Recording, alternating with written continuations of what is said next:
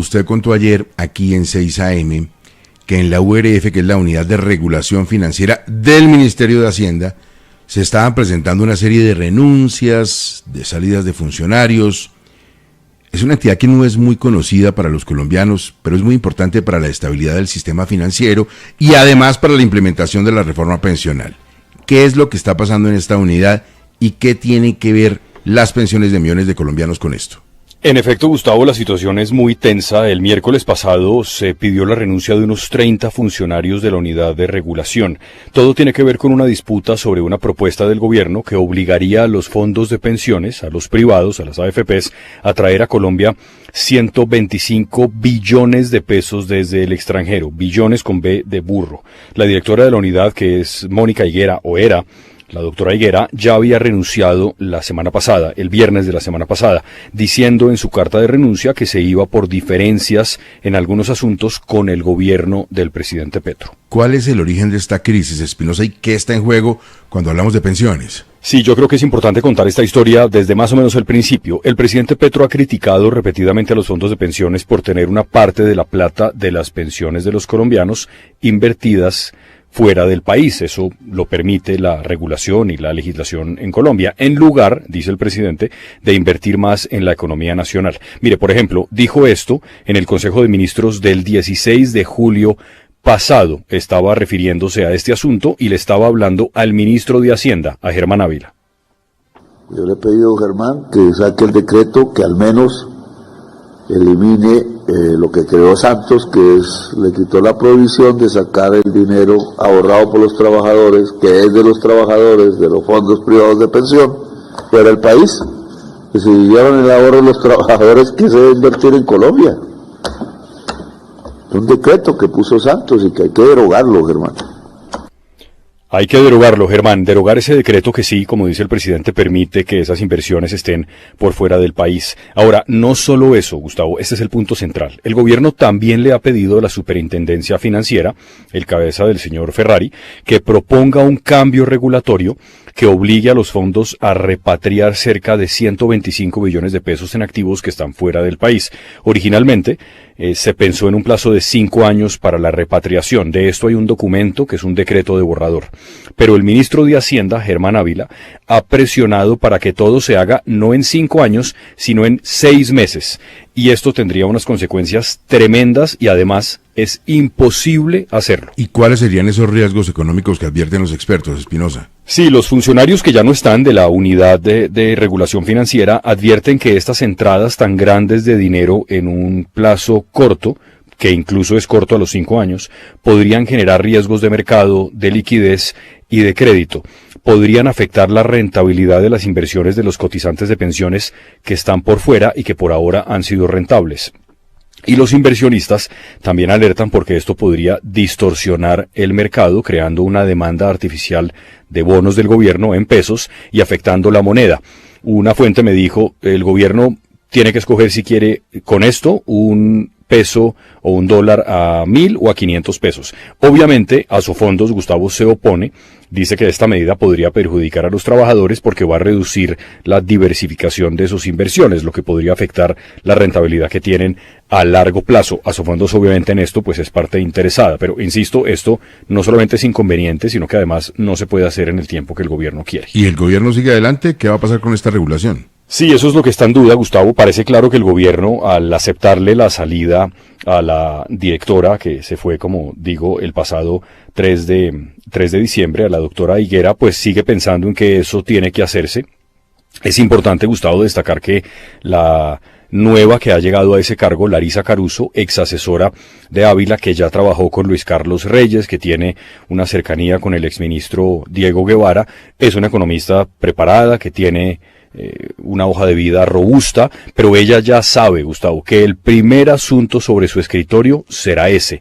Ella no tiene que aprobarlo formalmente, pero sí es importante para que el decreto salga, que tenga el visto bueno de la unidad de regulación financiera, de su oficina. Veremos qué decide la directora Caruso, si va a tomar la posición que tenía la doctora Higuera, de que eso es inconveniente y no se puede hacer, o si, al contrario, va a jugar con el gobierno en este asunto de las pensiones. Espinosa, esta unidad es del Ministerio de Hacienda.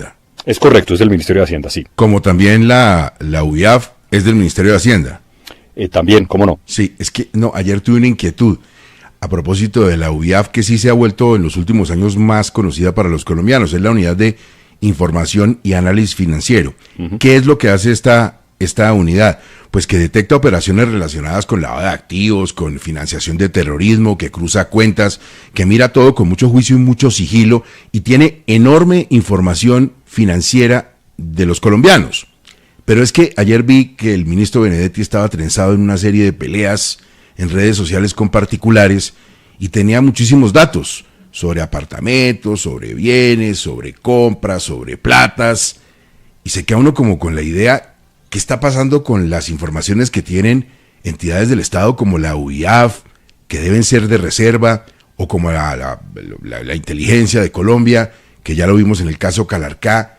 ¿Qué está pasando con esa información? Porque parece muy curioso que funcionarios de gobierno tengan la posibilidad de dar tantos datos financieros y económicos y de capital de los particulares que son privados en redes sociales. Al mismo ministro que había dicho que lo estaban hackeando con Pegasus en el teléfono, pues debería ponerle mucho más cuidado, mucho más tacto a la revelación de datos de personas en redes, porque puede crear problemas, y también la susceptibilidad de que alguna gente piense que están mirando o compartiendo la información de la UIAF o de las unidades de inteligencia, o que alguien está mirando las conversaciones en WhatsApp de personas que podrían no ser muy afectas al gobierno, o están oyendo los teléfonos.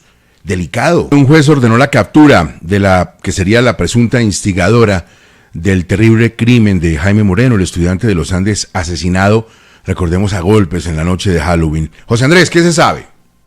Se conoció que el juez 69 Confusión de Control de Garantías de Bogotá expidió una orden de captura en contra de Paola Fernández, la mujer del disfraz azul que aparece en los videos de la golpiza que le provocó la muerte al estudiante de los Andes Jaime Moreno en la noche de Halloween. Inicialmente, esa mujer fue detenida, pero horas después quedó en libertad por falta de pruebas. Sin embargo, tras el cambio de 2 fiscales, el caso tomó un giro diferente y ahora se considera a esta mujer como la presunta determinadora de la golpiza que terminó en tragedia. El expediente indica que a mediados de noviembre, la Fiscalía pidió a Migración Colombia la verificación de la situación migratoria. También se recopilaron los testimonios de varias personas que señalan a Paola Fernández de presuntamente haber instigado a Juan Carlos Suárez Ortiz y a Ricardo Rafael González, hoy presos, para que atacaran y golpearan a la víctima. Bueno, es tendencia en redes sociales el dolor de cabeza en el que se convirtió para los bogotanos cargar su carro eléctrico. No hay suficientes electrolineras, como se llamen, y existe una norma que hace casi imposible tener un cargador propio en la casa, y esto le crea un lío enorme a mucha gente, Fraile. Oiga, mire, Gustavo, al principio, pues por supuesto, los fanáticos de los carros eléctricos celebrando el precio, porque en efecto ha llegado una competencia gigantesca de compañías de la China, y hoy es muy barato tener un carro eléctrico, por lo menos es más barato que hace un par de años. ¿Cuál es el dolor de cabeza de los bogotanos? No hay dónde cargarlos, muchas de las estaciones están dañadas o siempre están ocupadas. El testimonio de esta mujer, pues Gustavo, llamó mucho la atención. 4 de la mañana un domingo para poder cargar su vehículo porque no tiene dónde. Escúchela y ya le cuento cómo está la norma hoy, porque hoy es casi que imposible instalar un cargador para un carro eléctrico en su casa. Este video es para mostrarles y contarles que comprar vehículo eléctrico es la maravilla. Estamos acá en Alhambra cargando el vehículo hoy domingo a las 5 de la mañana, porque ayer buscamos cargador desde las 2 de la tarde y los que sirven están repletos, hay que hacer turno de 2-3 horas, y los que están desocupados están dañados, como el de la calle 96. Un chicharrón terrible. También hay la historia de una joven que tuvo que pasar la noche en el parqueadero de un centro comercial. Salió a las 3 de la mañana después de descargar su carro porque es el único lugar donde consigue dónde cargarlo. ¿Qué dice la norma hoy?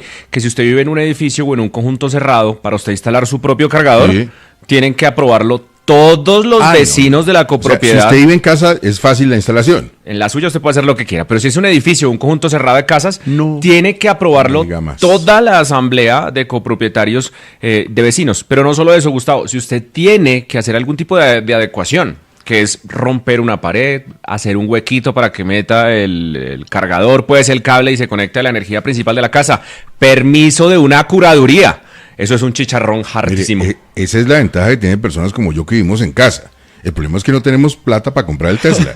O sea, la casa sí la tengo, pero el Tesla no. Pero la gente está sufriendo mucho, Gustavo, sobre todo para los viajes en carretera de una ciudad como Bogotá, que ahorita en el Salón del Automóvil que pasó, vendió una cantidad impresionante de vehículos eléctricos que hoy la gente no tiene dónde cargarlos.